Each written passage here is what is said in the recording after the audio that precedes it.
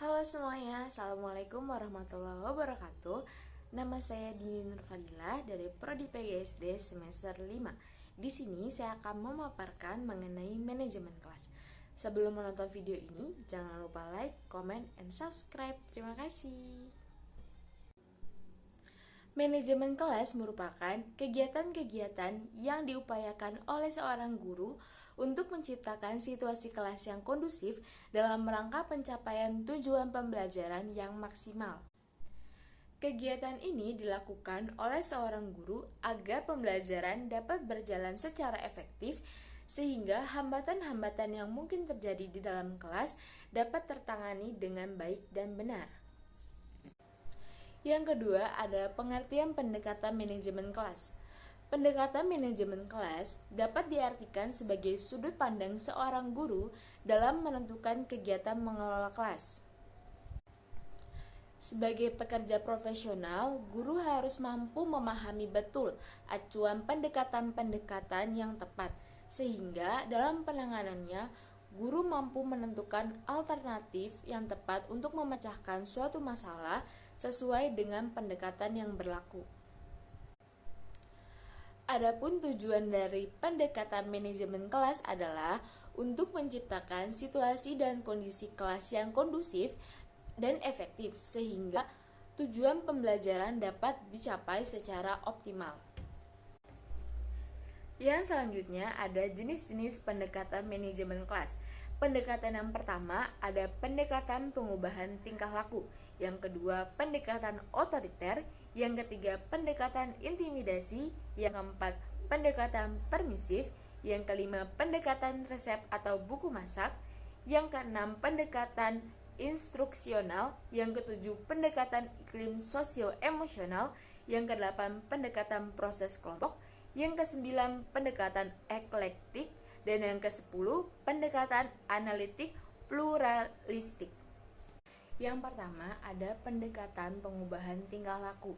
Pendekatan pengubahan tingkah laku dibangun atas dua anggapan dasar, yaitu yang pertama ada 4 proses yang perlu diperhitungkan dalam belajar bagi semua orang pada segala tingkatan umur dan dalam segala keadaan. Yang kedua, proses belajar itu sebagian atau seluruhnya dipengaruhi atau dikontrol oleh kejadian-kejadian yang berlangsung di lingkungan. Yang kedua, ada pendekatan otoriter. Pendekatan ini menempatkan guru dalam peranan menciptakan dan memelihara ketertiban di kelas dengan menggunakan strategi pengendalian. Tujuan guru yang utama ialah mengendalikan perilaku peserta didik tersebut. Yang ketiga adalah pendekatan intimidasi. Berbeda dengan pendekatan otoriter yang menekankan perilaku guru yang manusiawi, pendekatan intimidasi menekankan pada perilaku guru yang mengintimidasi. Bentuk-bentuk intimidasi itu seperti hukuman yang kasar, ejekan, hinaan, paksaan, ancaman, dan menyalahkan. Peranan guru adalah memaksa peserta didik berperilaku sesuai dengan perintah guru. Yang keempat ada pendekatan permisif.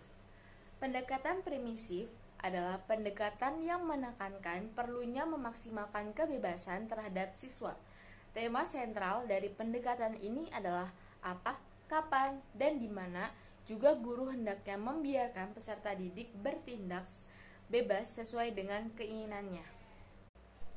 Yang kelima ada pendekatan resep atau buku masak. Pendekatan ini dapat diartikan sebagai cara pandang guru yang berasumsi bahwa kelas dapat dikelola dengan baik melalui pembuatan dan penerapan aturan kelas. Aturan tersebut terkait erat dengan kesepakatan, kebijakan, maupun prosedur. Yang keenam ada pendekatan instruksional. Pendekatan ini adalah pendekatan yang mendasarkan kepada pendirian bahwa pengajaran yang dirancang dan dilaksanakan dengan cermat akan mencegah timbulnya sebagian besar masalah manajerial kelas. Yang ketujuh ada pendekatan iklim sosio-emosional.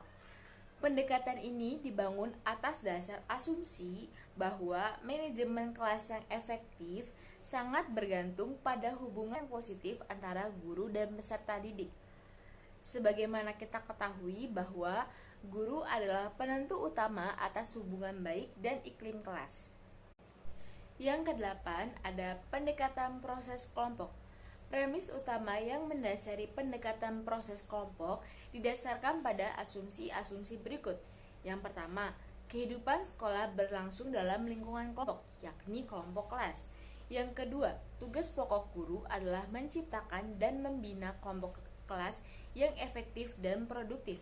Yang ketiga, kelompok kelas adalah suatu sistem sosial yang mengandung ciri-ciri yang terdapat pada semua sistem sosial. Yang keempat, pengelolaan kelompok kelas oleh guru adalah menciptakan dan memelihara kondisi kelas yang menunjang proses belajar mengajar yang menguntungkan.